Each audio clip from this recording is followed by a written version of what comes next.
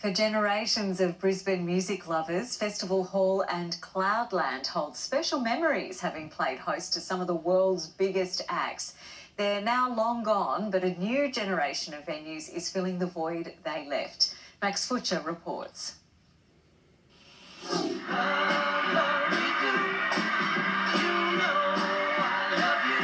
When the Beatles played the final date of their only Australian tour in 1964, it made Festival Hall hallowed ground. Opened 5 years earlier, it was primarily a boxing venue, but with 4,000 seats, it was Brisbane's only real option for big acts. In the days before internet bookings, fans would line around the block for tickets, whether for the Bay City Rollers or camping out overnight for Alice Cooper. So when I arrived, it was halfway back to George Street, and by 4 o'clock it was round the corner, and they were down this side here as well. Festival Hall would be the mainstay of the local scene for decades. Everyone played there, from Led Zeppelin and Bob Dylan to U2, Nirvana, and hometown heroes Powderfinger.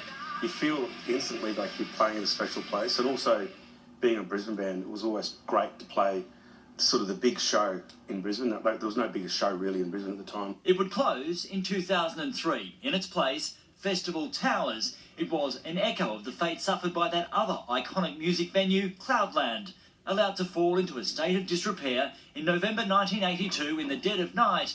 The heavy metal rocked in.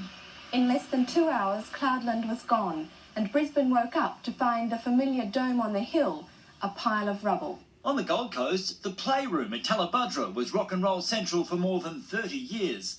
I remember as a kid and as a teenager watching the likes of Flowers, who then became Ice House, Radiators, My Sex, Cold Chisel, Thin Lizzy, Boomtown Rats. It would close in 1998 to make way for a car park.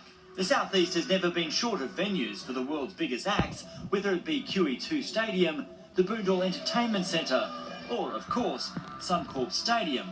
But the South East would suffer a Festival Hall-sized hole in the market for more than a decade. That would change in 2014 with the opening of the Triffid at Newstead, and then the spiritual heir to Festival Hall, the Fortitude Music Hall, in 2019, just 6 months before COVID hit. It was a near-fatal blow, one from which co-owner JC Collins says the local scene is still emerging. It might take another year to fully recover, in my opinion.